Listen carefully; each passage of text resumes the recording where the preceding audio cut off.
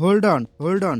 চায়ের দেশ সিলেটে এখন চায়ের কাপে ঝড় নয়, বইছে রীতিমতো টর্নেডো। সিলেটের উপদেষ্টা ফাহিম চৌধুরী লাইভে এসে যা বললেন তাতে তো পুরো ক্রিকেট পাড়া থমকে গেছে। তিনি কি বোমা ফাটালেন নাকি? ফাহিম চৌধুরীর দাবি, সিলেট শিবিরে লুকিয়ে আছে এক বিভীষণ। দলের ভেতরেই চলছে বিশ্বাসঘাতকতা আর ফিক্সিংয়ের নোংরা খেলা। কিন্তু প্রশ্ন হলো, সেই ক্রিকেটারটিকে যার জন্য হারতে হলো সিলেটকে, ঘটনাটা ঠিক কি? লাইভে এসে ফাহিম চৌধুরী সরাসরি অভিযোগ করছেন যে সিলেটের এক ক্রিকেটার টাকার বিনিময়ে ম্যাচ বিক্রি করে দিয়েছেন। তিনি স্পষ্ট বলেছেন, আমার কাছে সব প্রমাণ আছে, আমি এর শেষ দেখে ছাড়বো। ভাবুন একবার, যে সিলেট ভক্তরা গ্যালারি কাঁপিয়ে সিলেট সিলেট বলে চিৎকার করে, তাদের আবেগের সাথে এভাবে ছিনিমিনি। ফাহিম চৌধুরীর দাবি অনুযায়ী ওই ক্রিকেটারের পারফরমেন্স নাকি এমনিতে রহস্যজনক ছিল, আর এখন নাকি সব তথ্য তার হাতের মুঠোয়। তিনি যেন অনেকটা গোয়েন্দা শার্লক হোমসের স্টাইলে ঘোষণা দিলেন, তদন্ত হবে এবং দোষীকে জনসম্মুখে আনা হবেই।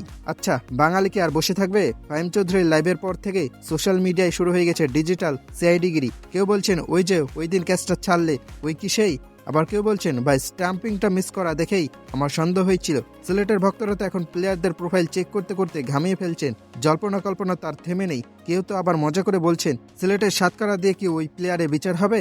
তবে রসিকতা বাদ দিলে অভিযোগটা কিন্তু বেশ গুরুতর। যদি সত্যি ফিক্সিং হয়ে থাকে, তবে সেই ক্রিকেটারের ক্যারিয়ার তো যাবেই, সাথে সিলেটের ইজ্জতও পাঞ্চার হয়ে যাবে।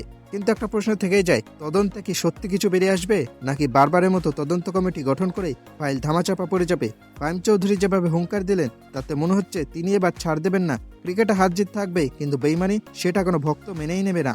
আমরা কি তবে বিপিএল বা ঘরোয়া ক্রিকেটের আরও একটি কালো অধ্যায় দেখতে যাচ্ছি?